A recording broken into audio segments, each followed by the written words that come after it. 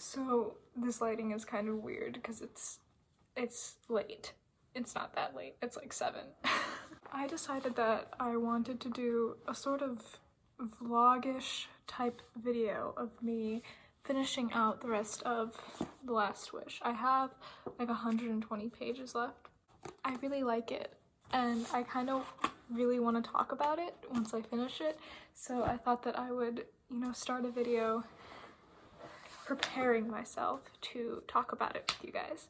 I have had a weird day today. I had plans to be productive, and then I kind of fell into sort of this very anxious state where I couldn't really push myself to do the things that I had wanted to do.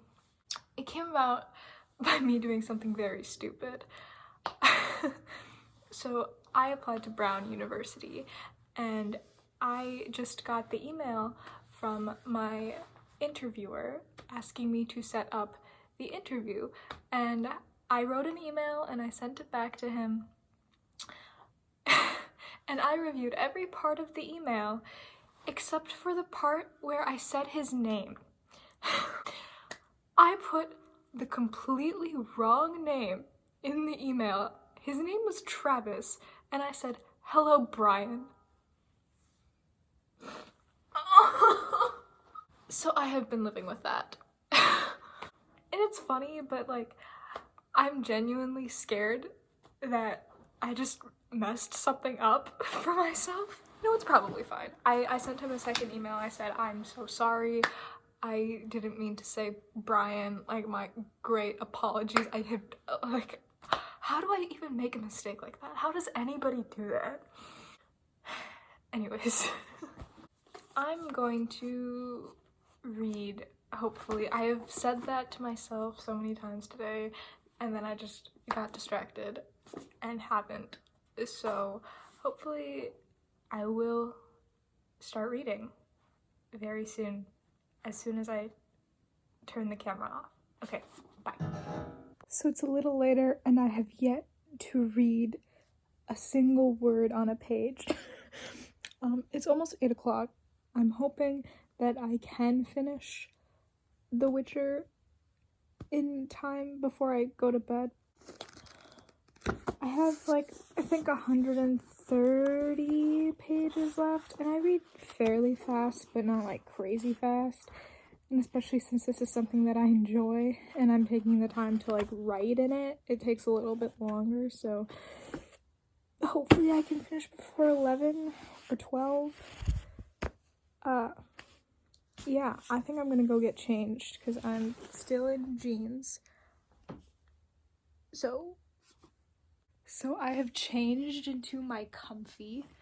My brother bought this for me for Christmas, and it's literally the best thing I own. I feel like I'm just walking around with a portable blanket, but I thought that I would just describe what like my reading setup is typically like. I like to read in my bed, and I know that a lot of people don't like to do that because it makes them fall asleep, but I don't sleep.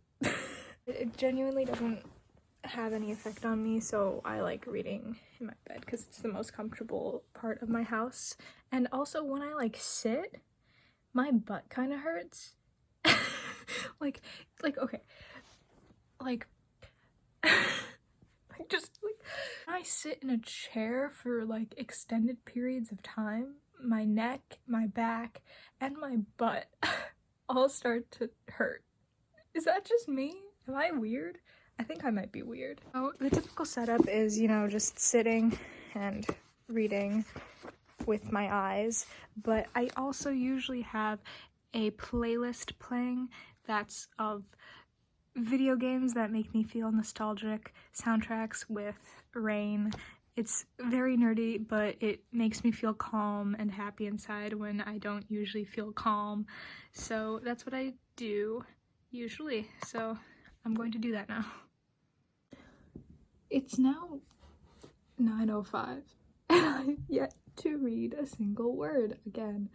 But I literally about to. Like, I want to read right now, so that is what I will be doing. I've literally just been sitting here at, like, this is my, like, vanity area. I've just been watching TikToks. That is not a very productive use of time, but I did it. I just want to mention that a boy that went to my high school, he graduated last year, and kind of meshed with my friend group, is now TikTok famous. So that's been weird. You know, just living your life and then all of a sudden seeing videos of someone you went to high school with shirtless and dancing. Normal, right?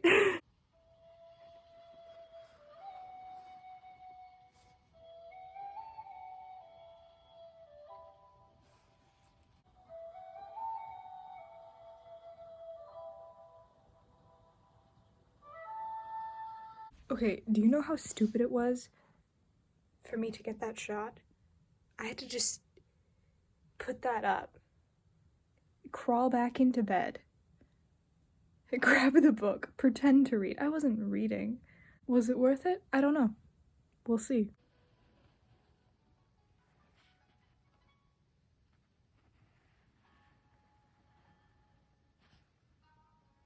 Just checking in, I'm a little bit further into the book, but I have something that I've been thinking about while I've been reading that I want to talk about, and that's that this is a translated work. It was originally written in Polish, but while I'm reading that, I'm not getting that sense at all. It feels like fluent English. It feels like it was originally written in English. I guess that's to accredit the translator. What's her name? Danusia Stock. I think that's a female name. And that got me thinking, how much of this book is Danusia? You know? As someone who speaks 2 languages, I am fully aware of the fact that some things just don't translate. There are some jokes that don't make sense in another language. There are some rhymes that don't rhyme in another language. There's nuance to writing, and a lot of that comes from being able to play with words and sounds of words. I find it hard to believe that the translator isn't allowed to take some creative liberty while translating this. The part I'm at right now is a scene where this devil horse man person is throwing balls. Like, he's throwing balls, and you know, there's obviously this underlying innuendo relating to a man's private parts. Does the word balls mean the same thing in English and Polish? I guess maybe because they're round. That was a bad example. But do you know what I mean? Like, there are puns in this book. There's no way that that pun originally made sense in Polish. Was that Danusia's pun? I want to know. Maybe I'm overthinking it, and maybe I should just keep reading. It's like almost 11, and I think I'm going to go to bed. Did you hear that? That was my knee.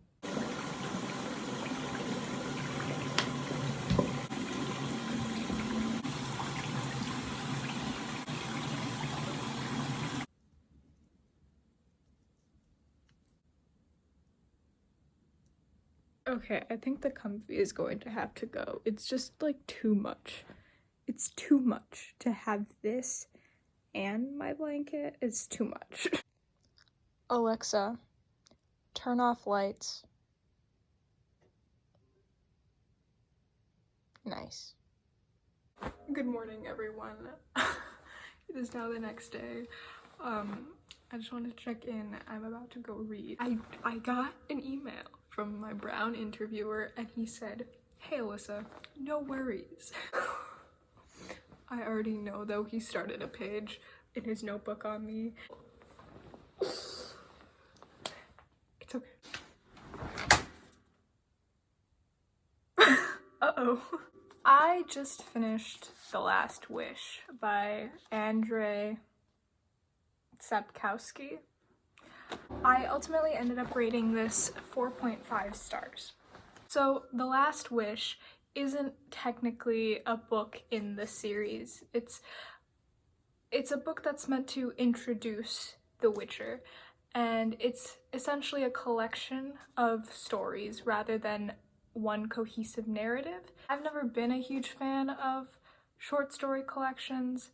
I prefer longer, developed narratives, which is why I was surprised I ended up liking this as much as I did, because each story related to each other and it felt a little more cohesive, but just a little choppier than I'm used to reading.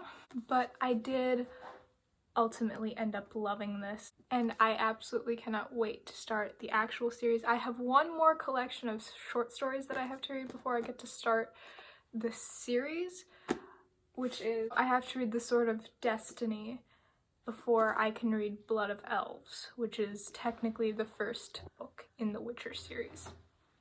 He looks so threatening. Oh my god, the text is smaller. This is not only longer, but the text is also smaller. Interesting. I genuinely believe that this is going to be one of my favorite series of all time, as long as it continues in the same vein that The Last Wish was. I don't know if I ever said what this is about, and I'm not sure I have to because of all the hype that is surrounding the new Netflix TV show that is based off of these books. But essentially what The Witcher is about is a witcher who is essentially somebody that has some magical powers that gets paid by common folk to kill and dispose of monsters. This book chronicles his adventures in performing various jobs for various people in this world. One thing that I found interesting about this world is that it's incredibly different from our own. It's a fantasy world, but it still has like some real elements. They're talking about characters getting anemia, tuberculosis, and scurvy, and I was like imagine The Witcher getting tuberculosis. It just doesn't make sense in my head. Here's another example. They have months that are the same as our months. So it says from the days of May and June to the days of October, but May and June are spelt M-A-I and J-U-Y-N. So why is October still October? This book was the perfect blend of serious hardcore fantasy that I love with comedic elements and light elements that I'm not used to having, I suppose. There's this one part where an elf is at Geralt and Yennefer's door, and the elf says, "She moaned. She must really be suffering."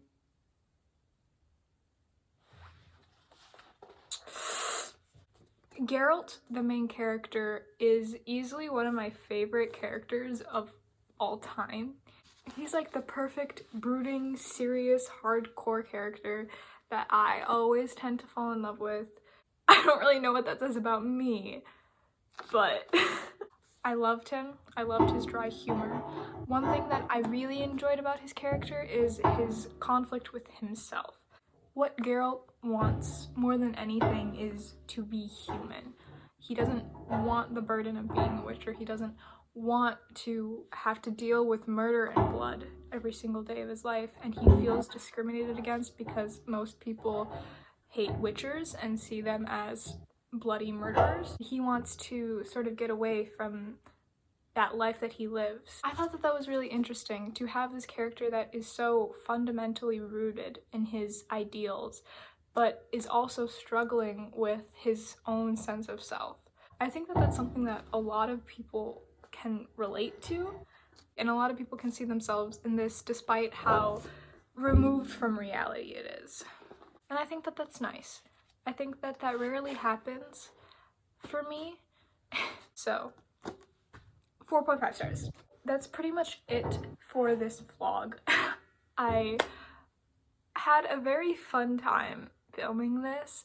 I just like turning on the camera and talking about what's on my mind, and I think that this vlog was a good place to do that. So hopefully you enjoyed watching it as much as I enjoyed making it. Bye.